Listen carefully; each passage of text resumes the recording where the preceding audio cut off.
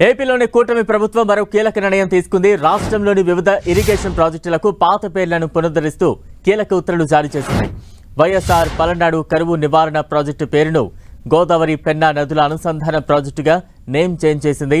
అటు వైఎస్ఆర్ వేదాద్రి ఎత్తిపోతలను ముత్యాం ఎత్తిపోతల పథకంగా పేరు మార్చింది. ఇలా రాష్ట్రంలో మొత్తం 12 ప్రాజెక్టుల పేర్లు మార్చేసింది కూటమి ప్రభుత్వం.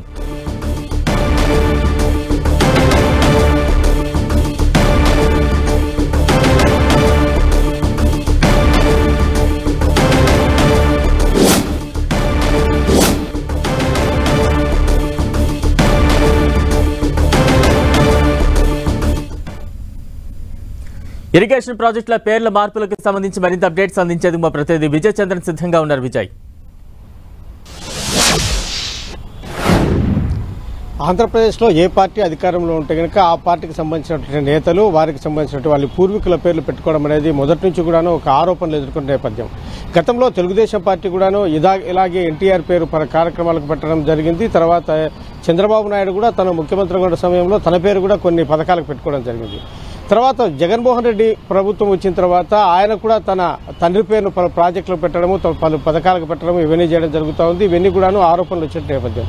అయితే కూటమి ప్రభుత్వం వచ్చిన తర్వాత మళ్ళీ వైఎస్ఆర్కు సంబంధించినటువంటి లేదంటే కనుక వైసీపీ నాయకులకు సంబంధించినటువంటి వాళ్ళు ఆ తర్వాత వైఎస్ఆర్ పార్టీలో ఉండి తర్వాత వాళ్ళు చనిపోయిన తర్వాత వారు గౌరవార్థం పెట్టినటువంటి పలు ప్రాజెక్టులకు ఆ పేర్లను మారుస్తూ గతంలో ఏవైతే కనుక పాత పేర్లు ఉన్నాయో వాటిని పునరుద్ధరిస్తూ ఏపీ ప్రభుత్వం జీవో ఇవ్వడం జరిగింది. మొత్తంగా 12 ప్రాజెక్టులకు సంబంధించి వీటికి పేర్లు మార్పులు చేస్తూ జీవో ఇవ్వడం జరిగింది. ఈ రాష్ట్రంలో చూస్తే కనుక వైఎస్ఆర్తో సహా పలు వైసీపీ నీతులకు సంబంధించినటువంటి వివిధ ప్రాజెక్టులకు వారి పేర్లు పెట్టడం జరిగింది. వైఎస్ఆర్ పల్నాడు కరువు నివారణ ప్రాజెక్టుకు గోదావరి పెన్నా నదుల అనుసంధాన ప్రాజెక్టుగా అసలు పేరు ఏదైతే ఉందో దాన్ని మళ్లీ పునరుద్ధరించింది. అలాగే వైఎస్ఆర్ వేదాద్రి ఎత్తిపోతల పథకానికి అసలు పేరు ముఖ్యాల ఎత్తిపోతల పథకంగా మార్చడం జరిగింది. అలాగే interlinking of Godavari and inner దానికి సంబంధించింది వేదాద్రి వైఎస్ఆర్ ఇరిగేషన్ స్కీమ్ ఇట్లాంటి పేర్లు పెట్టడం జరిగింది. వాటి వెలుగల్లు ప్రాజెక్టుగా పెట్టడం జరిగింది. అలాగే వైఎస్ఆర్ వెలుగల్లు బ్యాలెన్సింగ్ రిజర్వాయర్ అనే పేరు మార్చిన దానికి కూడాను వెలుగల్లు రిజర్వాయర్, అలాగే నర్రెడ్డి శివరామరెడ్డి రిజర్వాయర్కు గతంలో ఏదైతే సర్వరాయ సాగర్ ఏదైతే ఉందో ఆ పేరును పెట్టడం జరిగింది.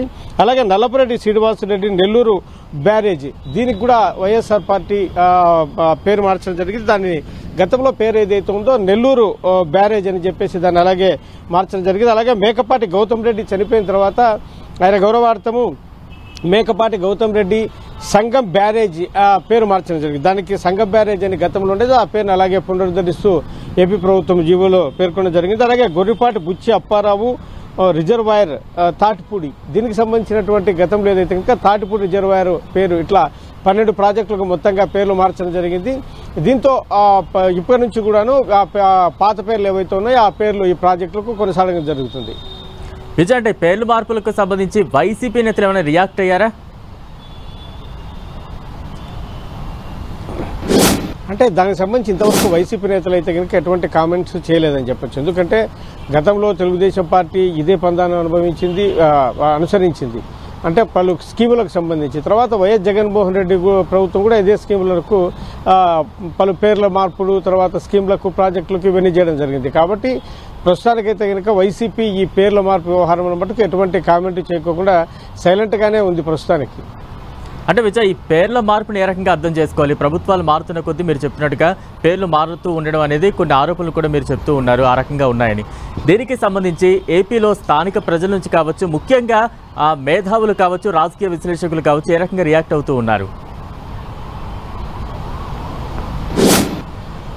ఈ పేర్లు మార్పు అనేది ఇప్పుడు చూస్తే వారి కుటుంబ సభ్యులు, అంటే ఇప్పుడు స్వాతంత్ర పోరాటంలో పాల్గొన్నటువంటి అనేక మంది దేశ నాయకులు ఉన్నారు, సమాజం కోసం ఎంతో మంది త్యాగాలు చేసినటువంటి వాళ్ళు ఉన్నారు.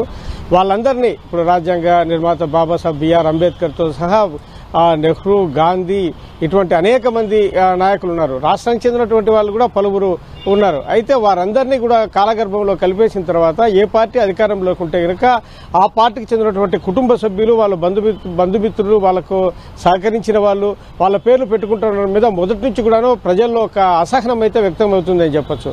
ఇలా మీకు సంబంధించిన వాళ్ళ పేర్లు పెట్టుకోవడం ఏమిటి అని చెప్పేసి ప్రజలు పలుమార్లు ప్రశ్నించే సందర్భాలు కూడా ఉన్నాయి. అయితే వాటిని ఏమాత్రమూ ప్రభుత్వాలు ఏ ప్రభుత్వం ఉన్నా కూడా ఆ ప్రభుత్వం పరిగణలోకి తీసుకుపోవడము ఇదంతా కూడాను ప్రజల్లో ఒక వ్యతిరేకత అయితే కనుక స్పష్టంగా ఉందని చెప్పొచ్చు బలరాం. Thank you Vijay.